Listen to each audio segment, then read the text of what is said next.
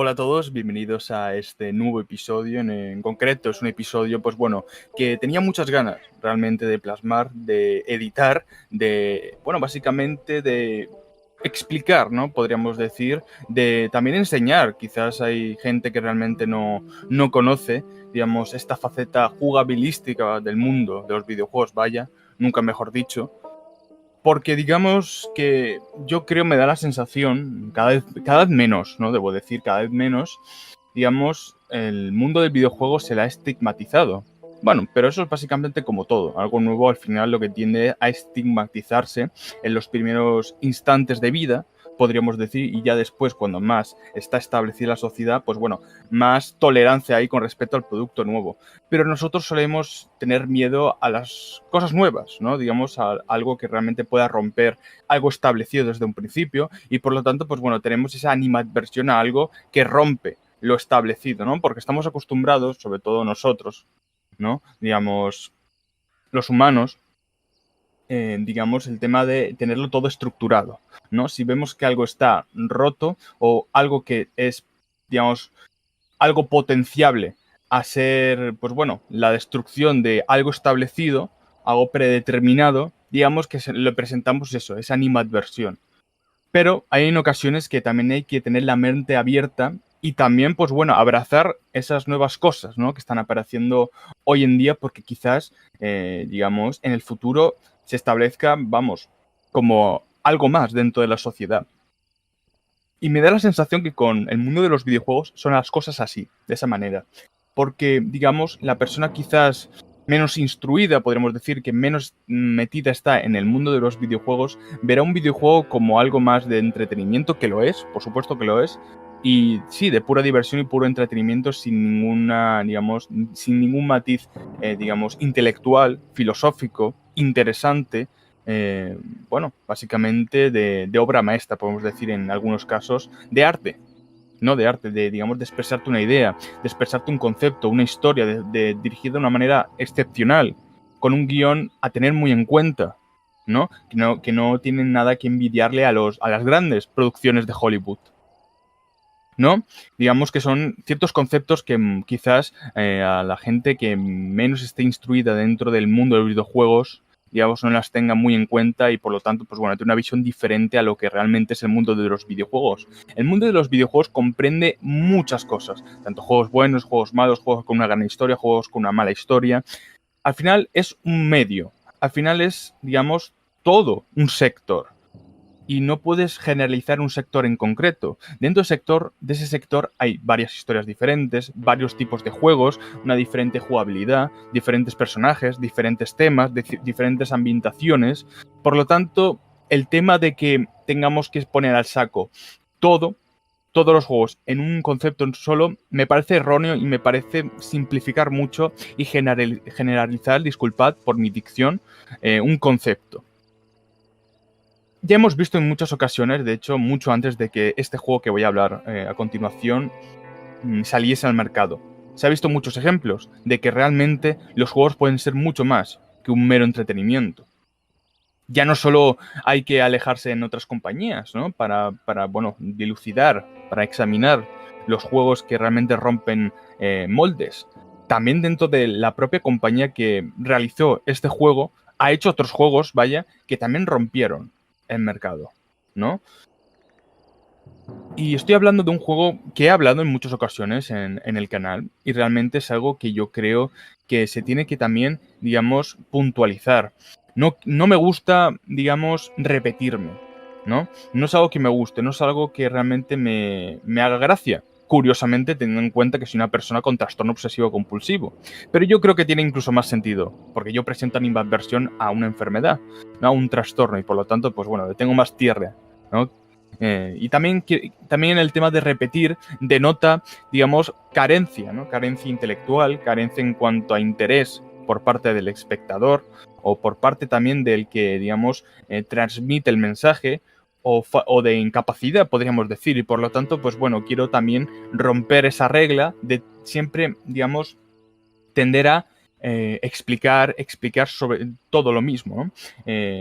Y por eso yo en este sentido me gusta también tocar ciertos puntos diferentes, ¿no? Quizás dentro de un mismo tema, quizás el tema sea el mismo, pero dentro de ese mismo tema, pues bueno, recoger otras cosas que quizás no he hablado con anterioridad, ¿no?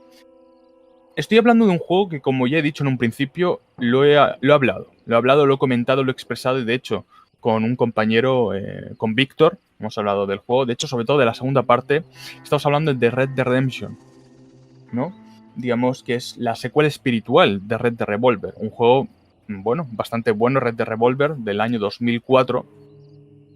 Y bueno, es un juego que realmente se ambienta en una época western, ¿no? A final del siglo XIX. Y por lo tanto, pues bueno, ese tiene ese estilo western, ¿no? Podríamos decir, un juego arcade, un juego divertido, con una jugabilidad pues bastante entretenida, de los, digamos, de los juegos a tener en cuenta dentro de la gama de PlayStation 2, ¿no? De hecho, salió en la época de PlayStation 2.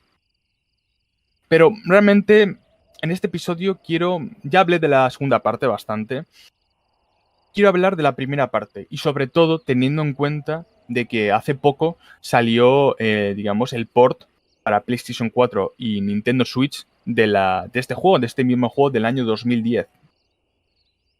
Es un juego que rompió moldes, pero ya llegó a un punto de excedencia, llegó a un punto de decir, vale, el mundo de los videojuegos hay que tenerlo muy en cuenta, y Rockstar es una compañía que, Dios, no solo hace juegos de mundo abierto excelentes tipo Grand Theft Auto, también puede hacerte un mundo abierto ambientado en, digamos, en una época pasada, ¿no? Con un estilo diferente.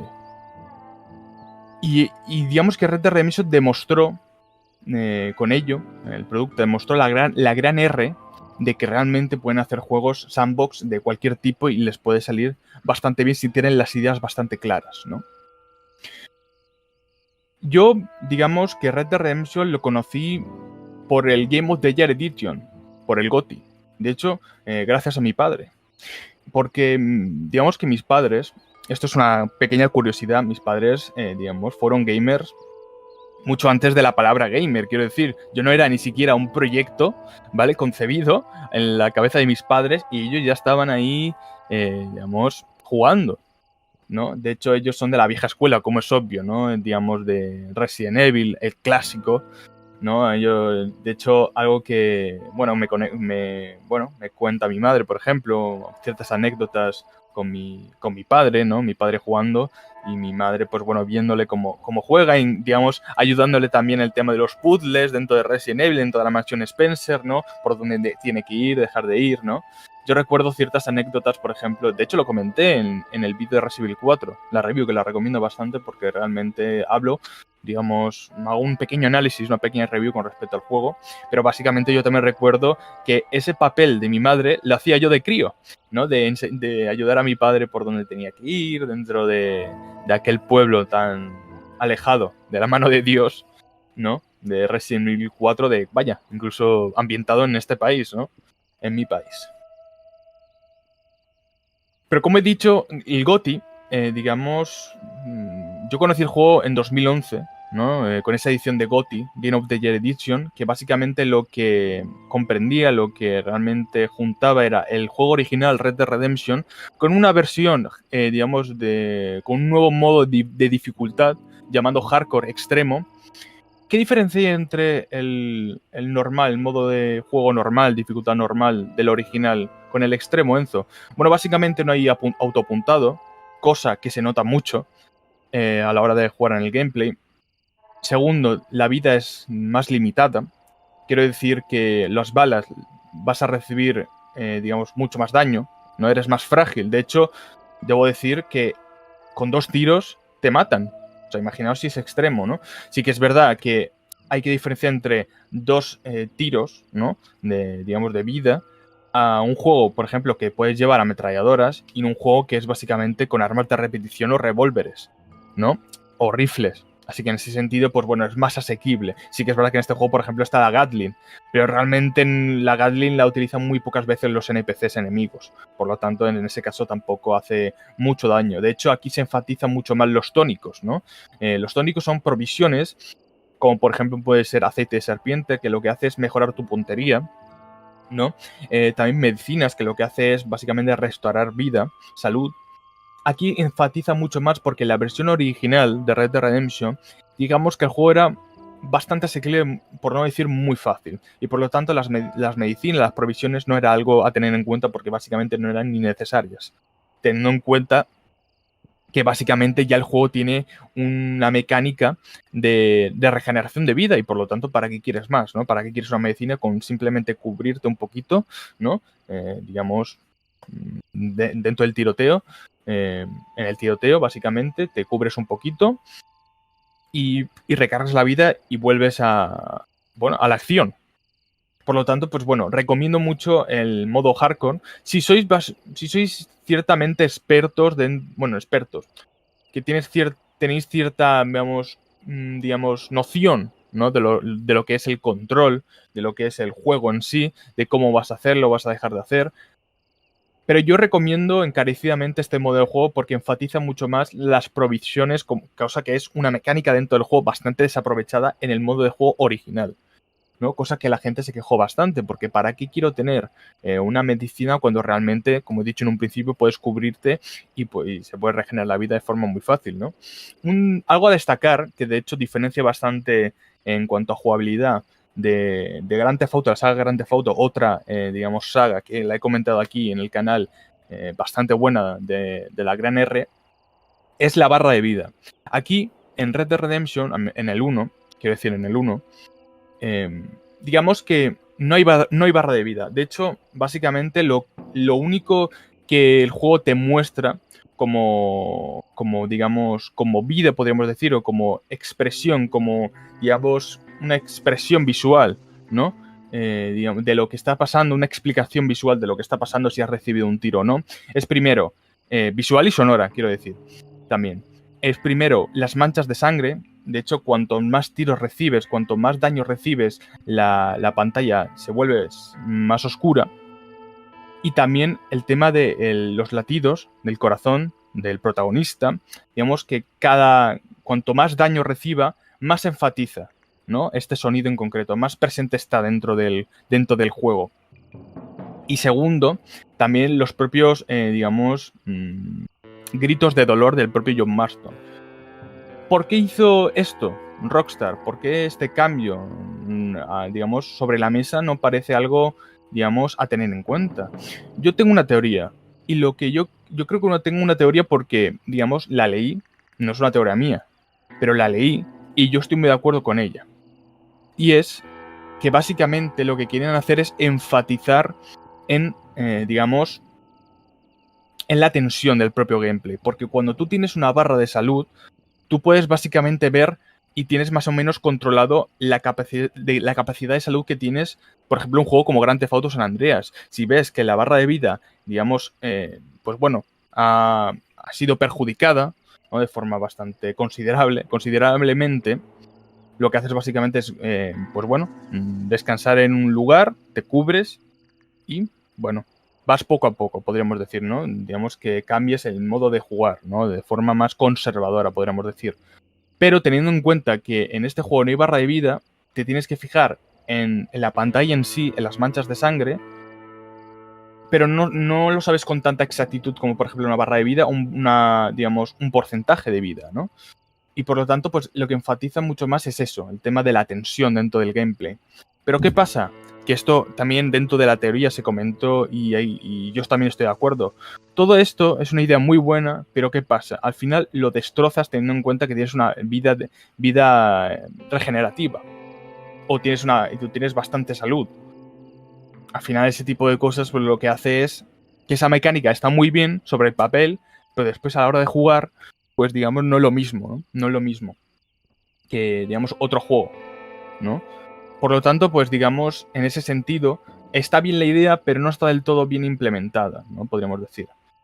Pero bueno, dejando el gameplay en sí, que es bastante bueno, de hecho, digamos, a mí me gusta mucho, siempre en los juegos me ha interesado el motor de físicas, ¿no? Y por ejemplo aquí en Red Dead, pues vaya, son bastante vistosas, a veces un poco exageradas, podríamos decir, pero por ejemplo los impactos de bala recibidos por los NPCs, por los jugadores, por los jugadores, disculpa, por los personajes no jugables, los enemigos, vaya. Básicamente los impactos de bala los sientes muy reales, porque en este juego sientes el daño de tus armas, porque con 2 tiros o un disparo certero en la cabeza los matas. Matas a los enemigos, ¿no? Y por lo tanto, pues bueno, tienes esa sensación de realismo, podríamos decir, en cuanto al daño de las balas, ¿no? Está muy bien el gameplay de Red Dead Redemption, pero yo creo que sinceramente no es lo que verdaderamente destaca dentro del juego. Lo que destaca es la dirección, lo que destaca es el guión, lo que destaca es la actuación, lo que destaca son los personajes, las localizaciones, la ambientación. Estamos hablando de que estamos a principios del siglo XX, 1911. La era de los forajidos se está acabando y está empezando, pues bueno, una nueva idea impuesta en la sociedad. La idea de mecanizar, la idea de las máquinas, de la industria, industrializar la sociedad, ¿no? Hay una gran crítica, sobre todo en la segunda parte, debo decir, pero también la primera, con respecto a la industrialización, a las corporaciones, ¿no?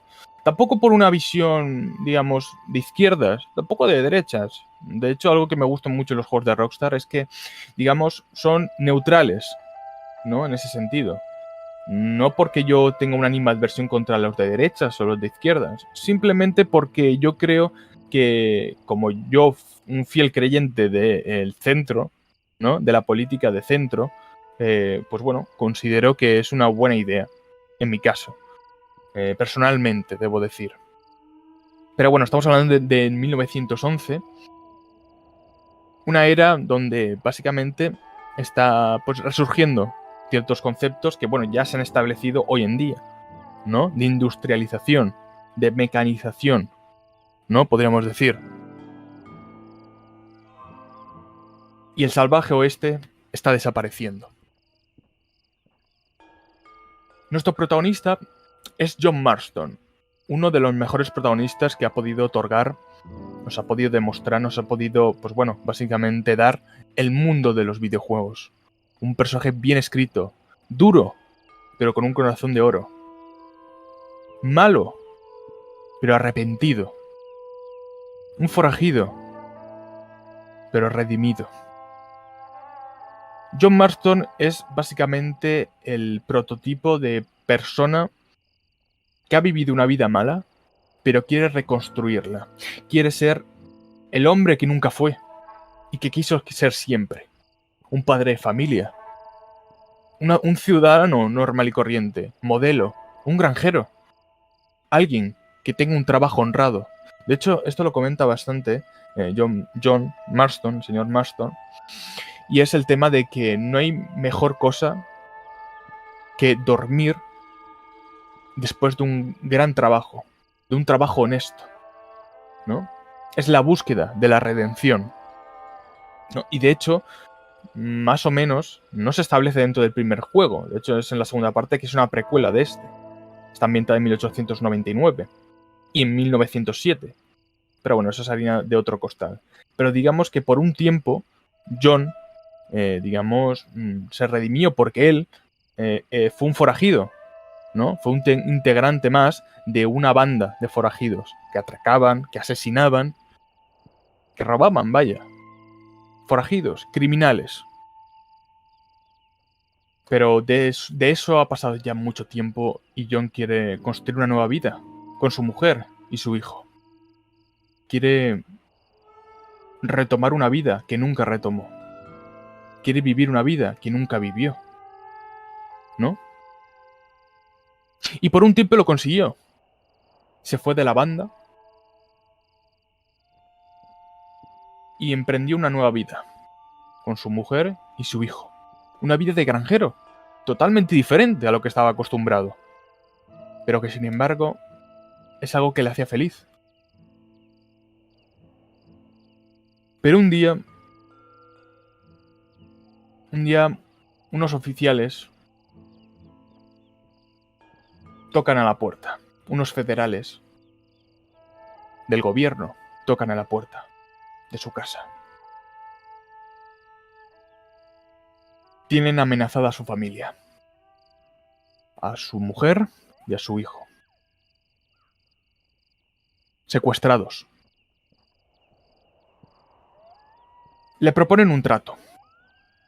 Un trato, una oferta que no puede rechazar. Volverás a ver a tu hijo y a tu mujer si realizas según qué acciones. Básicamente esas acciones son las siguientes: capturar a sus antiguos compañeros de su banda, la banda de forajidos, sus antiguos compañeros, Bill Williamson y Javier Escuella. También, como tercero, el líder de la banda. El líder de la banda no era él, no era John Marston, era alguien más dentro de esa banda. El líder era un tipo carismático, llamado Dutch Van der Linde. Estos tres son los objetivos a cazar para poder ver otra vez a su familia. Y digamos que para conseguir esos objetivos, John Marston se somete a una gran travesía, unas grandes aventuras, también desventuras, donde conoces a personajes muy pintorescos, muy caricaturescos, pero también muy interesantes. Algo que destaco bastante de Red Dead Redemption, que de hecho, por ejemplo, en Red Dead Redemption 2, en la secuela, no se ve, es el tema de que los personajes en esta parte, en la primera parte, son más caricaturescos. Por ejemplo, tenemos a Nigel West Dickens, que es básicamente un embaucador, que lo que hace es venderte el oro y el moro, ¿no? A través de unos tónicos supuestamente milagrosos, pero que no lo son. Lo que hace es básicamente embaucar a los, digamos, a los más desarrollados intelectualmente hablando, por decirlo de manera fina, ¿no? Y más en aquella época, hablando del viejo este, sí, están acabando, pero realmente, pues bueno, digamos, aún hay gente que vive apartada de la sociedad y por lo tanto no tiene nociones cognitivas tan desarrolladas como por ejemplo, un académico, ¿no? Podríamos decir, y por eso no tiene, digamos, son más susceptibles digamos, al engaño. Por lo tanto, pues bueno, Nigel West Dickens, básicamente lo que hace Nigel, creo que se llama Nigel o Nigel, como queréis llamarlo, West Dickens. Y ya está. El señor West Dickens es un embaucador, básicamente, ¿no? Y de hecho, pues bueno, en ese sentido es un hombre muy peculiar, un hombre trajeado, con sombrero de copa, ¿no? Y es un hombre muy extravagante, ¿no? Porque es bastante grandilocuente, es bastante hablador, bastante parlanchín, y de hecho lo que hace es básicamente un contraste muy gracioso entre John Marston, que es un hombre de pocas palabras, con West Dickens, que es un hombre, pues bueno, muy dicharrachero, disculpad, es un hombre muy hablador, ¿no? Y digamos que tiene un dúo muy cómico, muy interesante, ¿no? Y muy gracioso, a decir verdad. También tenemos a Seth, que de hecho Seth es un hombre destartalado, es un hombre prácticamente loco, podríamos decir, es un saqueador de tumbas. De hecho, la primera vez que lo ves saqueando, básicamente una tumba en un cementerio, ¿no? Es un hombre muy desagradable, hay que decir. Se le nota que es hediondo porque por cómo, digamos, se le presenta, muy sucio. Y es un buscatesoros, también está obsesionado con un tesoro, que la búsqueda de un tesoro, ¿no? También es un personaje muy caricaturesco, pero que le tienes cariño, porque realmente también ayuda a John Marston a capturar a Bill Williamson, porque su primer objetivo es Bill Williamson, ¿no? También tienes a Iris, que Iris también... Bueno, de hecho, con Seth hay algo muy curioso y se nota bastante. De hecho, hay una escena en concreto que básicamente lo que hace es decirte a la cara que se han inspirado muchísimo en ese personaje, y Seth está muy inspirado en Gollum, el Señor de los Anillos. De hecho, en un momento dice, ¡mi tesoro! ¡Mi tesoro! ¿Entendéis, no? En ese sentido, pues es gracioso también, ¿no? Es gracioso el tema de, de ver cómo se las gasta nuestro querido amigo Seth. Después está Irish, que Irish básicamente lo que es, esto se muestra en la película, aunque hay que decir que hay momentos que es de película, pero peliculaza, de peliculaza de Oscar, ¿no? Este juego en concreto. De hecho, esta película no tiene nada que envidiarle a obras maestras de Clint Eastwood, por ejemplo, El viejo este, de Unforgiven. Y lo digo así, Y lo digo así. Quizás para otras personas sea una osadía, pero para mí es totalmente factible. Básicamente, antes de juzgar, primero mirad el producto. ¿No habéis visto el juego? ¿No habéis jugado al juego? Jugadlo. Si no queréis jugarlo, no tenéis una PlayStation o una Xbox o un PC, aunque en PC no se puede jugar al primero. Pero bueno, sí, emulado en Nintendo Switch o en PlayStation 3. Miradlo en YouTube. Película completa Red Dead Redemption. Y básicamente lo que os muestran es trozos de las cinemáticas y también trozos de gameplay para que sepas, para que puedas hilar un poquito la historia, ¿no? Para que tengas un cierto contexto, ¿no? Argumentalmente hablando, ¿no? Pero básicamente lo que te muestran en el juego es que Iris es un irlandés. Bueno, no sé si era un irlandés o escocés. No recuerdo. Sinceramente, disculpad por mi ignorancia, porque no lo recuerdo exactamente qué era básicamente. Pero bueno, se llama Irish, ¿no? Así que al final está más que claro, ¿no? Digamos que en ese sentido es básicamente como se le tiene ese estereotipo de borracho. De hecho, es un borracho. Esto es así, es un borracho. Y también ayuda también a John Marston en la historia. Y también es un personaje, bueno, destarnillante. Son personajes muy caricaturescos, ¿no? Cada uno tiene su faceta, cada uno tiene su estilo, su manera de hablar, su manera de moverse, su manera de pensar. Y es gracioso, realmente. O sea, digamos que en ese sentido parece sacado muchas veces de un dibujo animado, ¿no? Pero en el buen sentido, con gusto, con gracia, ¿no? Y digamos que esos tres hacen un contraste muy bueno con John Marston, ¿no? Teniendo en cuenta que es un cowboy, un cazarrecompensas de pocas palabras, ¿no? Pero cuando la suelta bien, ¿eh? John Marston en esos chascarrillos característicos de él que realmente hace que te saquen una sonrisa, ¿no? Un personaje muy trágico, un personaje duro de los que ya no quedan, ¿no? Podríamos decir, John Marston. Pero antes de todos estos personajes caricaturescos, John Marston tuvo que pasar por un pequeño trance, podríamos decir. Después de que los federales le encomendasen, ¿no? Le encomendasen, disculpad, la difícil tarea de asesinar, de capturar a sus antiguos compañeros, miembros de su antigua banda, va a una fortaleza, podríamos decir, dirigida por Bill Williamson, uno de los ex compañeros de John Marston. John Marston presenta, piedad, teniendo en cuenta que llevan tanto tiempo, estuvieron tanto tiempo, en una banda, pues bueno, presentó cierta pena, podríamos decir. Se acercó a la fortaleza, habló al fuerte, disculpad, aunque parece una fortaleza, básicamente. Se acercó a Bill Williamson y bueno, dijo, oye, tengo que hacer esto. No tengo otro remedio.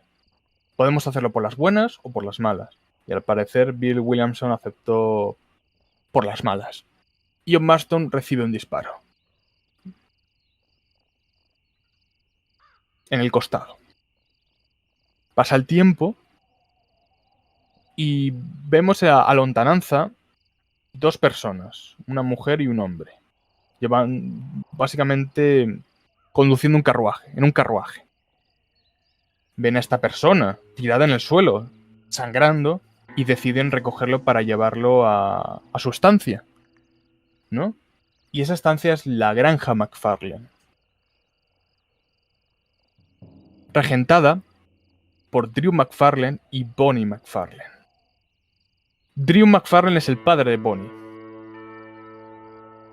Bonnie McFarlane básicamente es de los primeros personajes que conoces dentro de la historia y es de los más importantes. Sí que es verdad que a medida que pasa la historia coge menos importancia, se resta más importancia en el personaje en concreto, pero sí que es verdad que dentro del principio y también al final hay unos pequeños, instantes donde, te muestran básicamente por dónde va, ¿no? Nuestro personaje tan querido en concreto. Y Bonnie McFarlane, salvó básicamente le salvó la vida a nuestro protagonista, ¿no? De la muerte.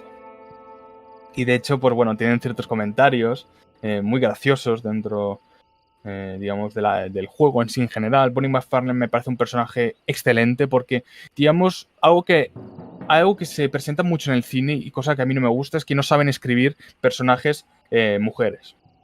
No saben. Menos por lo que yo veo los guionistas. No por, digamos, presentar una mujer, digamos, a tener en cuenta un personaje duro, fuerte. No tienes que hacerlo como un hombre, en el sentido de coger estereotipos de hombre y implementarlos en una mujer. Que oye, si quieres hacerlo, puedes hacerlo, pero queda acartonado, queda falso, queda plástico. Tú puedes hacer que una mujer, con sus cosas de mujer, básicamente con su ropa, básicamente cómo habla, cómo se expresa, cómo se mueve,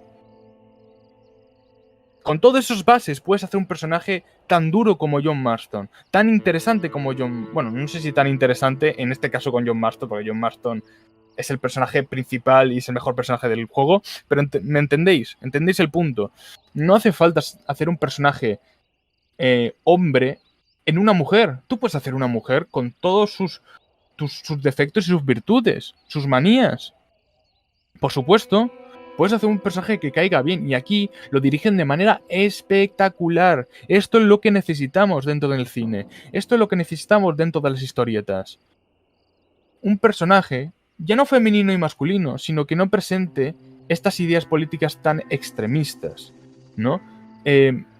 ¿Por qué me refiero a esto? Porque Bonnie McFarlane es una mujer importante dentro de la historia que ayuda a John Marston, dura, y que se la respeta, y en ningún momento se cae en la exageración, ¿no? Y por lo tanto necesitamos personajes así, tanto como hombre o mujer, ¿eh? Lo mismo es. Representar ese respeto al personaje, presentar ese respeto y que no caiga en los estereotipos, que no caiga en los extremos, que no caiga en la exageración.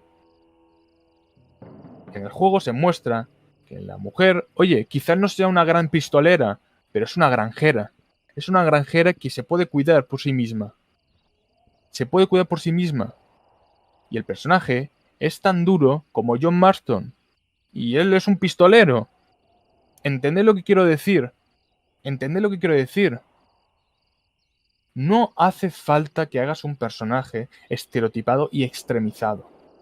Puedes hacer un personaje tan bueno como Bonnie McFarlane, por ejemplo. Sí, es una mujer.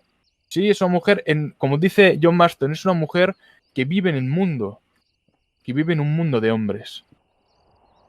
Pero es un personaje que, a pesar que sea mujer en esa época, porque una mujer en aquella época era duro, en cuanto a machismo, en cuanto, pues bueno, entendéis, ¿no? En ciertas limitaciones sociales que tenían las mujeres en aquella época, cosa que, bueno, por suerte hoy en día pues se ha reducido, ¿no? Hasta llegar a un punto que quizás, ojalá lleguemos a cero. Pero oye, incluso en aquella época se puede presentar esa verosimilitud de la mujer. No, digamos, hacerla más fuerte que John Marston. No. Ponerlo a la par. Tanto John Marston como Bonnie, que se respeten. Personajes que se respeten. Personajes que se respeten. Y por lo tanto yo en Bonnie veo esto. Veo un personaje duro, con un carácter fuerte, pero cariñosa. Un personaje cariñoso y tenerlo en cuenta. Tenerlo en cuenta. A mí, yo destaco mucho Bonnie McFarlane, realmente. Está muy bien dirigido, está muy bien realizado y te quedas al personaje. No es una Mary Sue, ¿no? Como puede ser en muchas ocasiones, se ve mucho en el cine, en el mundo del cine, ¿no? Tiene sus virtudes, tiene sus defectos, tiene sus limitaciones, tiene sus capacidades. Como cualquier personaje. Y eso presenta verosimilitud. Y por eso te agarras también a ese personaje. ¿Por qué? Porque básicamente presentas empatía con ese personaje. Por eso digo que quiero personajes así. Quiero personajes así. Por ejemplo, también el padre de Bonnie, Drew McFarlane, un personaje también, un gran hombre, un hombre de familia, bueno, de la que queda. porque de hecho Bonnie ha tenido que sufrir muertes de hermanos suyos. De hecho, ella es la única chica de la familia, con todo lo que eso conlleva. Tema machismo, tema de discriminación, ¿entendéis? O sea, que es una chica dura. Pero Drew McFarlane para mí en ese sentido, pues, digamos, un personaje honesto, un personaje con cierto honor, como he dicho, es un personaje, pues básicamente un gran hombre, ¿no? Y que a mí me gusta bastante. De hecho, hay un personaje más adelante, cuando, digamos, te recuperas, de hecho ellos te cuidan y te curan esa herida de bala, cuando básicamente acabas el arco de la granja de McFarlane, digamos, pues en ese sentido llegas, visitas la ciudad, digamos, próxima, más próxima, ¿no? Y dentro de Armadillo hay un comisario, hay un sheriff, Lake Johnson. También un personaje que me gusta mucho porque es el típico comisario duro, ¿no? Fuerte, de pocas palabras, ¿no? Y que también está muy interesante. Destaco también el atuendo, el característico de sheriff. Y de hecho, cómo intercambian según qué diálogos con John Marston también está bastante interesante y haces que, oye, te interese mucho más el personaje. Básicamente es curioso porque está hablando un ex forajido y un sheriff, ¿no? También es muy interesante, digamos, esa interacción, ¿no? Esa interacción entre aquellos personajes. También tiene unos ayudantes del propio sheriff que son unos incompetentes, los pobres, pero también hacen bastante gracia. También son bastante caricaturescos, ¿no? En esto también me recuerda a Red Dead Revolver, porque sobre todo en Red Dead Revolver los personajes son mucho más caricaturescos. Aquí más o menos tienen una, digamos, está más implícito el tema del realismo, podríamos decir, de la verosimilitud con respecto a la historia, ¿no? Hay más credibilidad, por supuesto. Más adelante, cuando capturas a Bill Williams... Bueno, no lo capturas, de hecho, él se escapa y se reúne con Javier Escuella, uno también de los antiguos miembros de la banda donde básicamente participaba John, y también uno de los objetivos de los federales, ¿no? A capturar. Se une con Javier Escuella, un mexicano.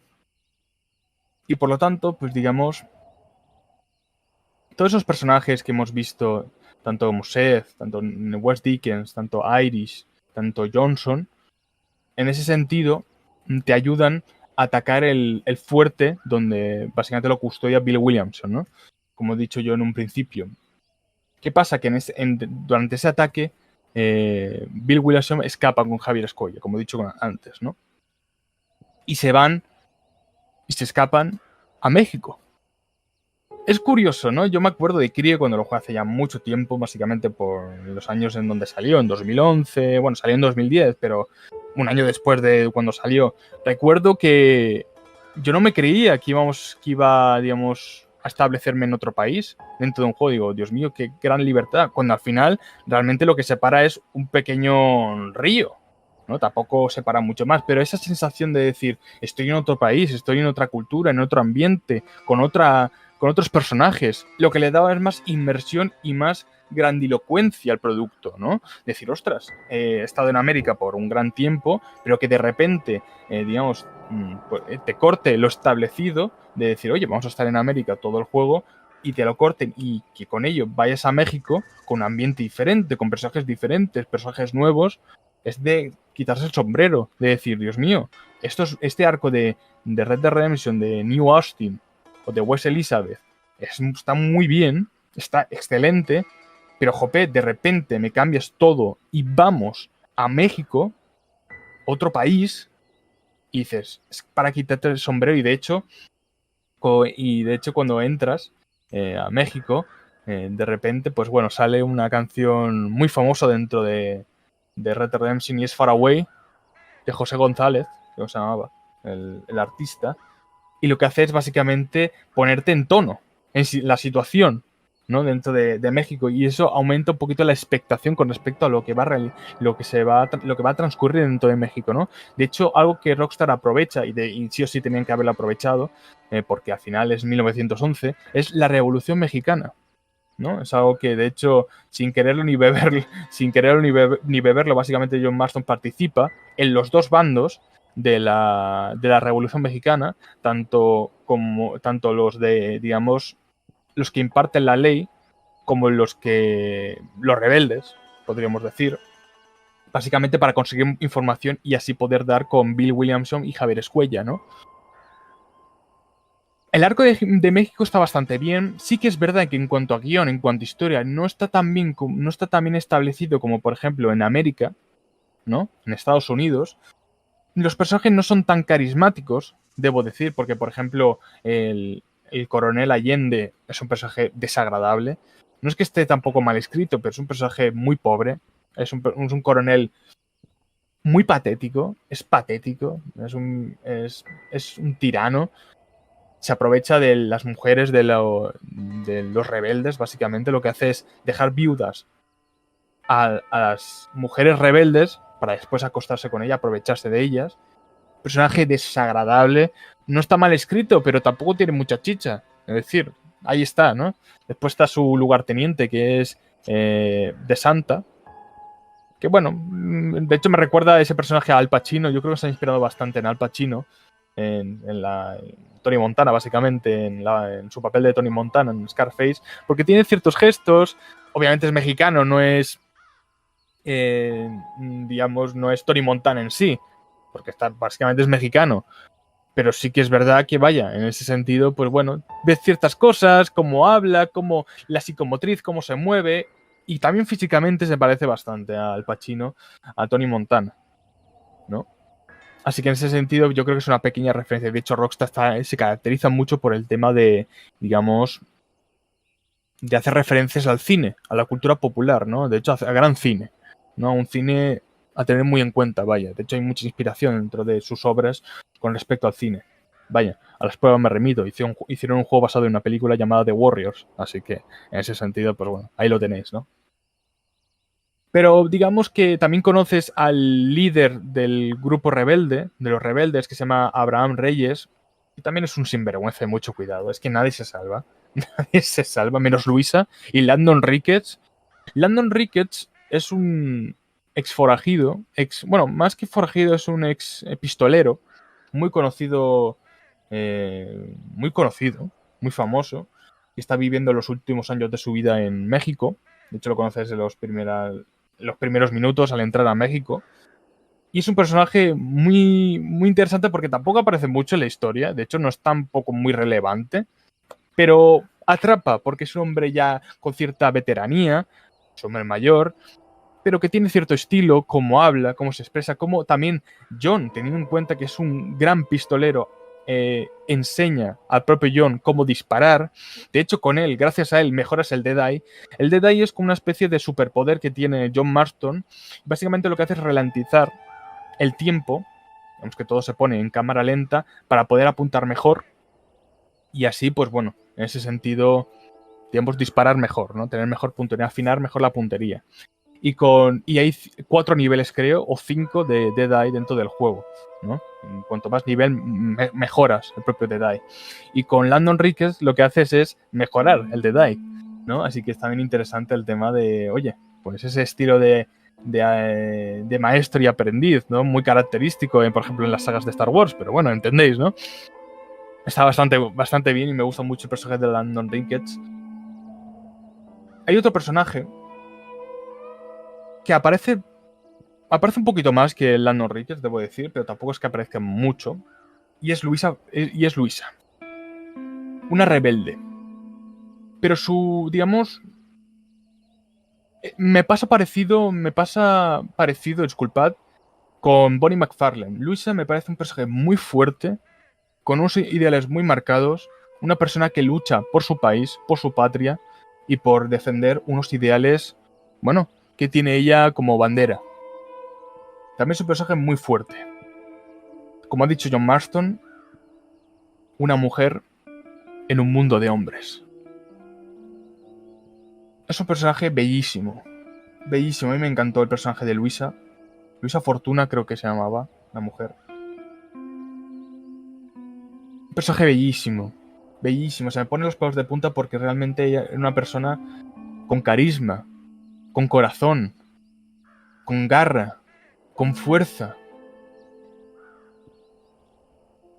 Y de hecho, algo muy trágico dentro de ella, dentro del arco de ella, es que se enamoró del líder, del tiránico, del petardo líder de los rebeldes, Abraham Reyes. ¿Qué pasa? Que Abraham Reyes es un hipócrita de mucho cuidado. ¿Por qué digo esto? Porque él, digamos, plantea el tema de esa, digamos, esa atención por parte del desvalido, por parte de la persona no adinerada, por básicamente de los rebeldes en general. Vaya. Pero ¿qué pasa? Que no es así. Le importa 8, le da igual 8 que 80. Es un hipócrita de mucho cuidado. Y de hecho, cuando acabas más o menos el arco de México, de hecho, ayudas a Abraham Reyes a básicamente a derrocar la tiranía de Allende, que también Allende es otro también que vaya tela, ¿no? El coronel Allende. Al derrotarlo, pasa un poquito el tiempo y de vez en cuando puedes comprar periódicos. Y de hecho me gustan mucho los periódicos dentro de este juego porque realmente están muy bien hechos, ¿no? Dentro de esa idiosincrasia, esa cultura de aquella época de los periódicos con esos dibujos tan característicos de la época, un poquito también esa información que te... para un poquito enriquecer, ¿no? El lore del propio juego, para que te adentres mucho más en el juego. Y básicamente lo que se te plasma dentro de la noticia, ¿no? de México es que Abraham Reyes se ha convertido en todo lo que juró destruir, en un tirano más. O sea que la hipocresía está ahí presente, ¿no? Y es muy... Y da pena... ¿Por qué digo que da pena el arco de Luisa? Porque Luisa es una guerrera, una chica muy fuerte, que peleó. Creo que ella era la auténtica líder del grupo rebelde. Y Abraham Reyes era un tío, un aprovechado de la situación. Un hipócrita. Luisa estaba enamorada de Abraham Reyes, pero Abraham Reyes no parecía que hiciese mucho caso a ella, porque de hecho, básicamente, muchas veces la despreciaba, no le hacía ni siquiera caso. De hecho, él se confundía con respecto al nombre de Luisa, le llamaba Laura, ¿no? Es curioso porque John Marston, él, que no ha estado en México ni 2 semanas, se acuerda antes del nombre de Luisa, que él, Abraham Reyes, el líder de los rebeldes, pero en fin. Y de hecho, Luisa fallece, balaceada, asesinada, básicamente por el bando contrario, intentando salvar a su querido, a su amado, Abraham Reyes. ¿Y sabéis qué pasa después de la muerte tan trágica de Luisa? Nada. Le da igual a Abraham Reyes. 8 que 80. 8 que 80, al final es un número más. El arco de Luisa es terrible. Terrible. Y no porque esté mal escrito, de hecho está muy bien escrito. Es que la pobre ha vivido unas penurias con respecto a la revolución, con respecto a esa vertiente tiránica de Allende, porque de hecho destruyó su casa, destruyó su familia, su hermana tuvo que básicamente exiliarse del país para ir a América y ella se quedó sola en México, peleando, a pesar de que su familia estaba destruida por parte de la tiranía de Allende. A pesar de todo eso, seguía luchando y luchando. Es un personaje que se te pone los pelos de punta de pensarlo básicamente. Aunque todo lo que ha perdido y ella siguiendo adelante. Qué personaje. Excelente. ¿Qué pasa? Que se enamoró de un petardo. Básicamente, un Reyes es como Allende. Quizás con otra filosofía, pero al final los extremos se tocan. Lo he dicho en muchas ocasiones, en la política se ve. Los extremos, en una ideología, en cualquier ideología, se tocan. Son todos los mismos. Son todo lo mismo. Cambiará algunas cosas, sí, pero superficiales. Los métodos son los mismos. ¿No?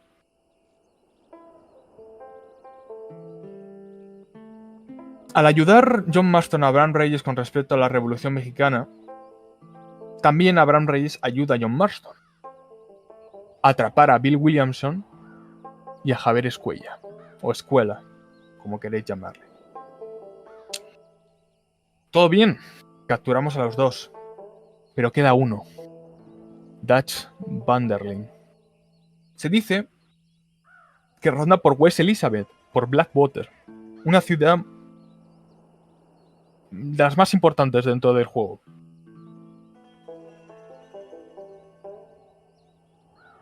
Dutch Van der Linde es un personaje muy carismático. De hecho, en Red Dead Redemption 2, digamos, es más carismático si cabe. Un líder nato.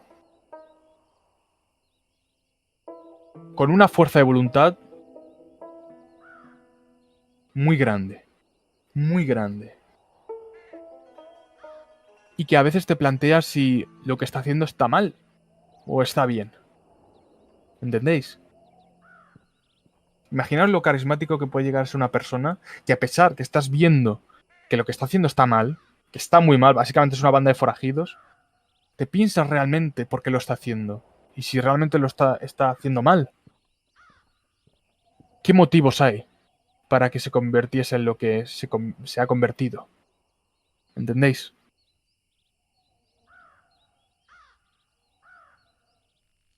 Creo que es el más interesante del trío de los forajidos a capturar. Porque básicamente es el mentor de John Marston. Es el que básicamente ayudó a John Marston a aprender a leer. A comportarse, hasta cierto punto. Fue un padre para él.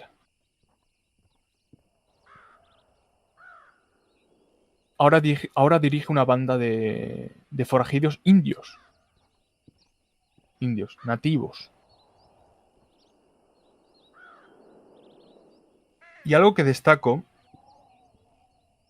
digamos, a los instantes finales sus instantes finales, algo que destaco mucho de Dutch en sus instantes finales, como he dicho en un principio, son sus últimas palabras. Está a punto de pistola. Va a fallecer. John Marston está preparado para matarle, aunque tenga sus dudas. Y algo que comenta Dutch es: nuestra época pasó, John. Nuestra época pasó.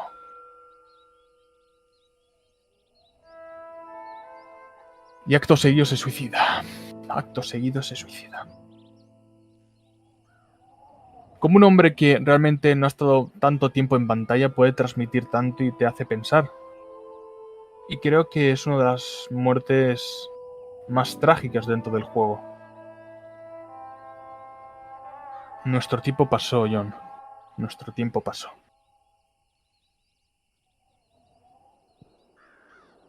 Lo piensas y es así. Al final, el tema del viejo este está desapareciendo. No va a volver. Se va a instaurar una sociedad nueva, con ideas más mecanizadas, con la producción por estandarte, ¿no?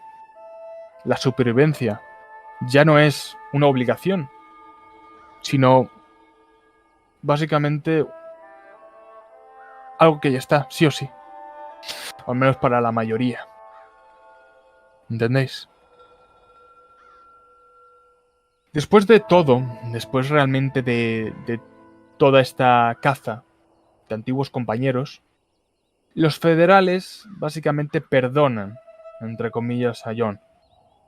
John vuelve a su casa, con su mujer, con su hijo. Vuelven. Y emprenden la vida que dejaron atrás. Vuelven a empezar. De hecho, John está más o menos intentando recuperar ese tiempo perdido con Abigail y sobre todo con Jack.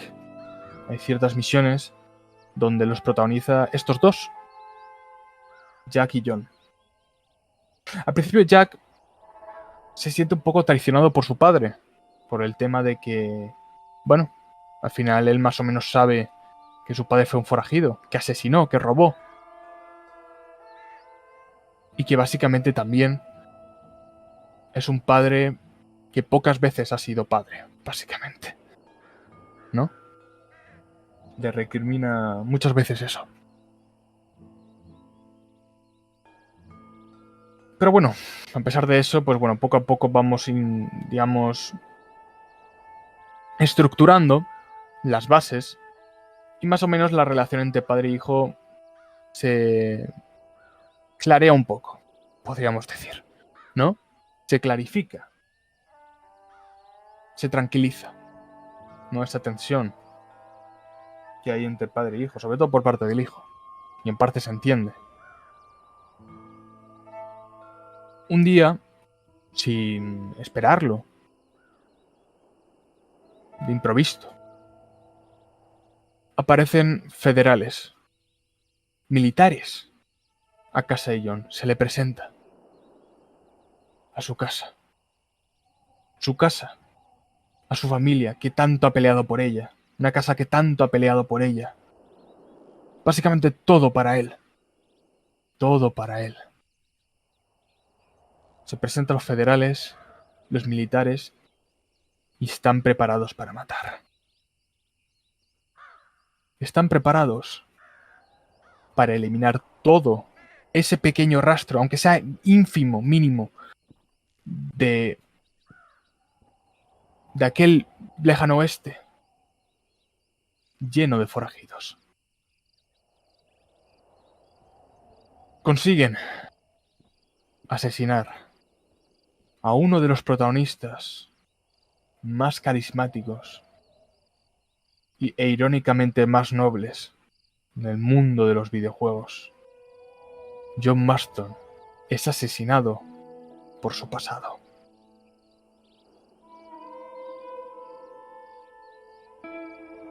Pero a pesar de su asesinato, a pesar de básicamente su muerte, tomó la redención. Tomó la redención como estandarte. Llevó la redención hasta un buen puerto. Hasta, aunque sean pocos instantes, pero a unos instantes de felicidad. Y yo creo que si tuviera que hacerlo de nuevo lo haría. Lo tengo más que claro. ¿No? También es curioso porque al final estamos hablando de que hay mucha capa de grises. Sobre todo con respecto, por ejemplo, a John Marston, el mero hecho de que ha sido un criminal por tanto tiempo y esa redención por parte del personaje. Pero también está ese tono grisáceo con el tema de los policías, porque realmente los federales, disculpad. ¿Por qué? Porque al final están haciendo su trabajo. Al final, digamos que si no sabemos el contexto de John Marston, de su vida, de todo lo que le ha pasado, lo que tiene que hacer para poder realizar lo que ha realizado a lo largo de la historia, a ojos de alguien externo lo vería como incluso algo positivo. Algo bueno. Al final estás eliminando a un forajido.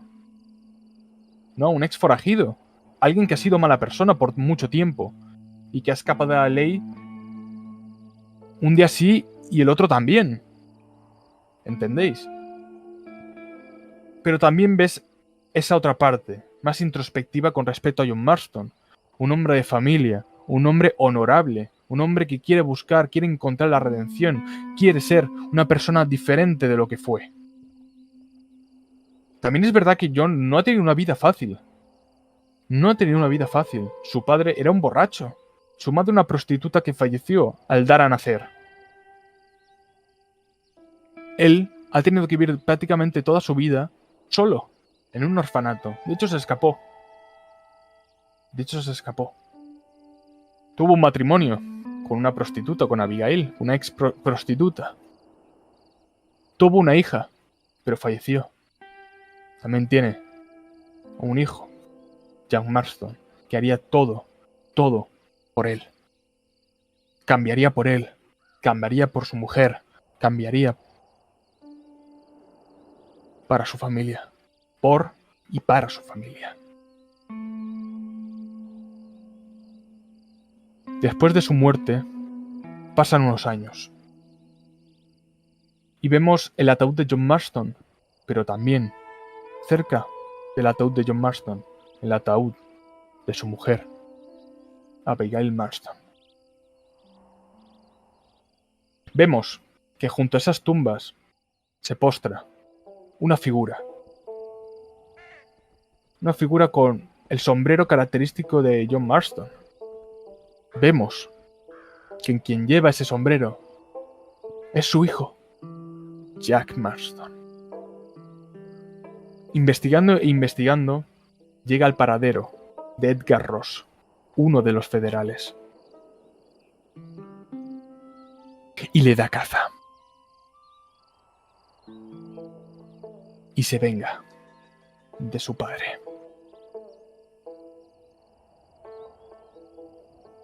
Al final Jack se ha convertido en todo lo que no querían sus padres. En todo por lo que peleó su padre. Se convirtió en un forajido.